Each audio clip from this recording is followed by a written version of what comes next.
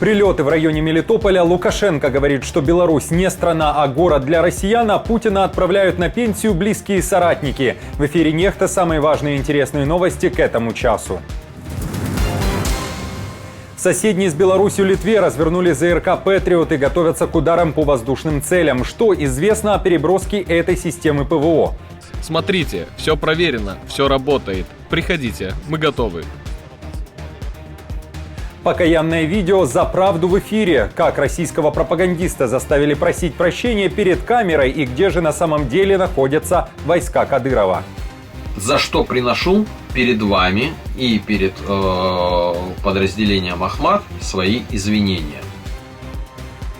Ликвидация российского командира и 19 его вояк. В РФ признали страшные потери армии. ВСУ уничтожили того, кто хвалился участием в бахмутской мясорубке. Отвагу за Бахмут, Бахмутская мясорубка, взятие Бахмута. Друзья, доброе утро. Буду рад вашему лайку, подписке и репосту. Вы прекрасно знаете, что для нас это очень важно. Также оставляйте свои комментарии. И спасибо вам за обратную связь. Об актуальных и важных событиях прямо сейчас начинаю. На востоке Украины за последние 3 месяца войны российская армия могла потерять более 80 тысяч своих военных. Такие цифры назвали в ВСУ, комментируя недавнюю публикацию издания Forbes, где утверждали, что россияне потеряли практически 100 тысяч своих военных, как убитыми, так и ранеными, только в битве за Часов Яр. В Вооруженных силах Украины заявили, что у издания не совсем верные данные, ведь так много своих вояк оккупационная армия могла потерять на нескольких направлениях фронта, а не на одном. Напомню, что сейчас РФ активно штурмует Часов Яр. В восточной части города уже находятся российские подразделения. Для уничтожения и захвата этого населенного пункта они активно используют тяжелые огнеметные системы и авиацию, говорят ВСУ. Россиянам удалось зайти туда, это в плюс им. И понятно, что украинцы теперь на других рубежах держат оборону. Вместе с тем, является ли это каким-то решающим моментом? Нет. Ни один квартал, ни один канал в Часовом Яре не являются решающими. Мы понимаем, что это тактические позиционные бои сейчас вокруг одного из небольших украинских населенных пунктов. Поэтому Россия, конечно же, использует сейчас свои конкурентные преимущества с кабами. И мы понимаем, что наши союзники, не скажу, что совершенно спокойно, но, конечно же, это не дает нам позитивных эмоций, несмотря на то, как наши союзники относительно спокойно относятся к тому, что россияне имеют возможность руйнувать, уничтожать наши рубежи обороны, в том числе те рубежи обороны, которые проходят по территории городов, маленьких населенных пунктах с помощью авиации и с помощью кабов. И ВСУ ликвидировали командира штурмовой роты армии РФ, который в свое время мечтал о создании Липецкого батальона. О потерях пишут сами россияне и уточняют, что этот командир не одна ликвидированная цель. Далее цитата. «Вместе со своим командиром в вечность шагнули еще 19 бойцов», пишут в липецких пабликах. Интересно, что незадолго до логического конца своей жизни оккупант Качанин снялся в документальном фильме, где рассказал, как участвовал в боях за Бахмут и за что еще его обвешали медалями. Отвагу за Бахмут, Бахмутская мясорубка, взятие Бахмута, Черный крест Кашника, участник СВО, ветеран боевых действий. ЧВК «Вагнер» на Украине, СВО. Но брать мы можем любого желающего, у кого стальные яйца. Мы всегда рады видеть. А научить воевать на самом деле нет разницы, там, как говорится, дрищ или качок. Качка нести тяжелее, так скажу. В России за секунду правды заставили публично покаяться российского пропагандиста, военкора Романова. Тот по неосторожности, по глупости или же с благородной целью внезапно поведал российскому обществу, что войска Кадырова прячутся за спинами срочников. При этом назвал их так, как и полагается – тикток-войсками.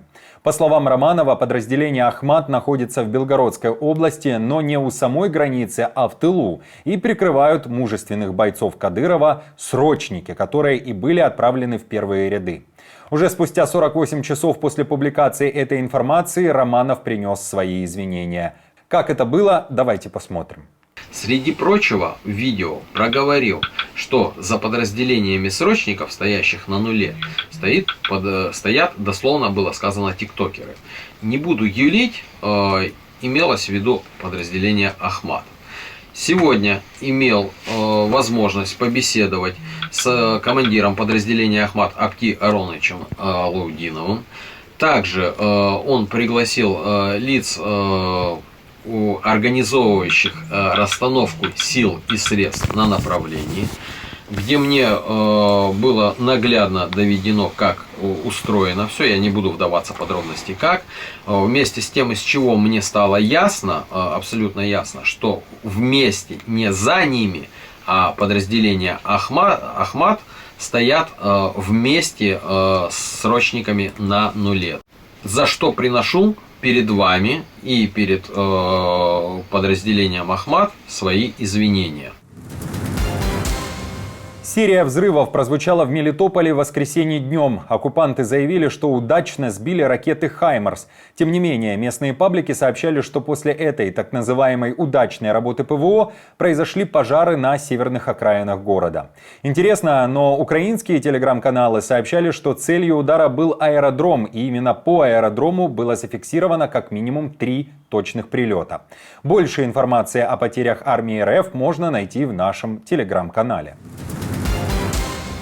В Литве развернули ЗРК «Патриот». Комплекс был переброшен из Нидерландов и в течение ближайших 2 недель начнет свою работу в рамках учений Baltic Connection 24. Совместные учения будут проходить в районе города Шауляй на севере Литвы. Военные говорят, что данное событие – это первый шаг по реализации решения, которое приняли на саммите НАТО в Вильнюсе. Тогда говорили о ротационной модели ПВО, которая должна укрепить противовоздушную и противоракетную оборону НАТО. В Литве заявили, что во время учений будут имитировать действия самолетов, вертолетов, истребителей и дронов, на которые должны реагировать участники учений. Это важно в том смысле, что мы сможем протестировать и подготовиться к этой ротационной модели, а значит, мы будем знать, что и как делать. Осталось только испытать ее на практике, а мы испытаем ее со своими союзниками, посмотрим, как все работает, как мы интегрируем их и как тренируемся с ними.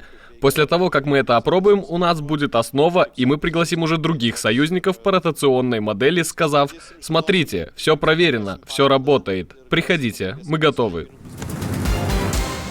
США должны приготовиться к реакции Кремля. Лавров говорит, что Вашингтону необходимо понимать, что Россия не оставит без внимания взрывы в Крыму и использование вооруженными силами Украины ракет «Атакамс».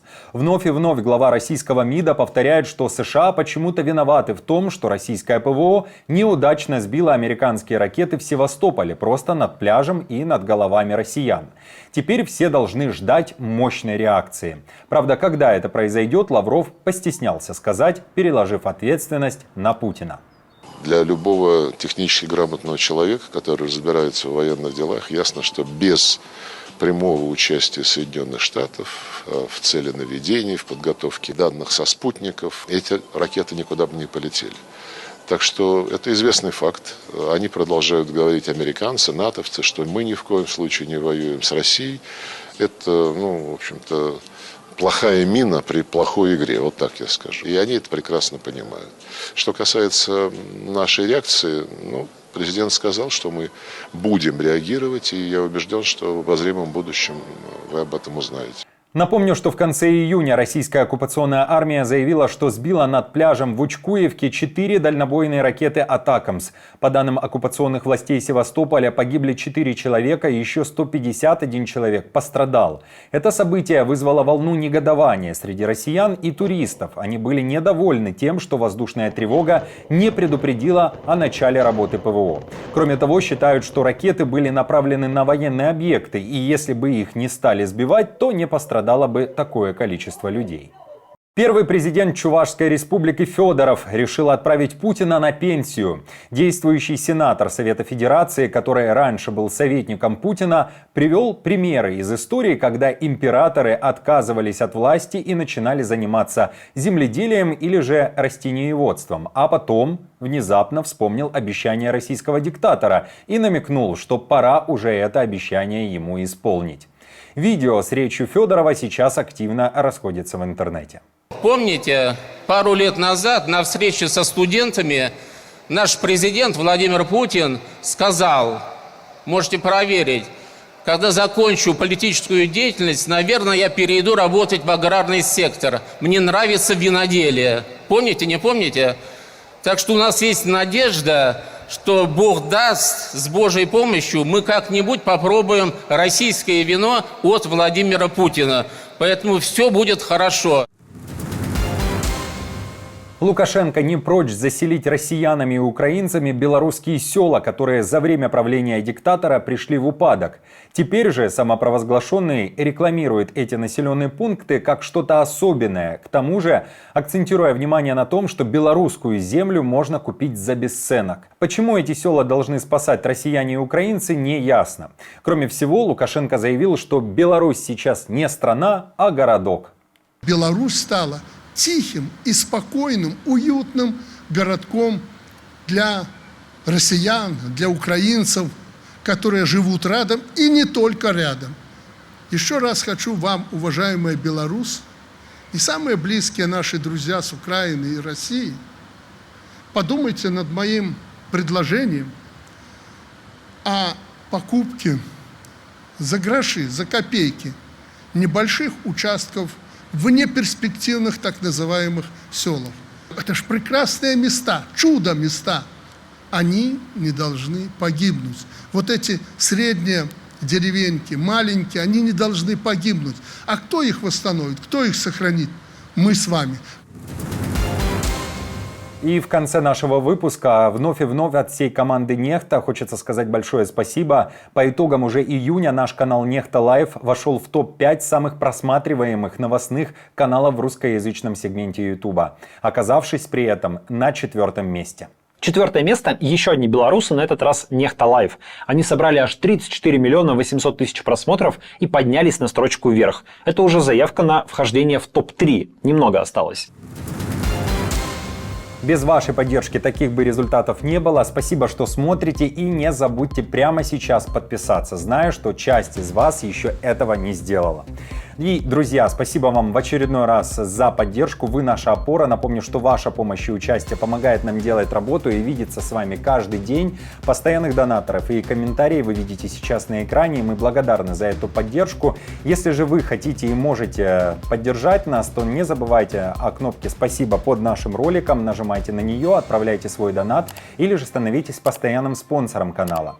Мы же с командой продолжаем следить за самыми важными новостями. Оперативную информацию от Нехта ищите, как всегда, в наших телеграм-каналах или на платформе X.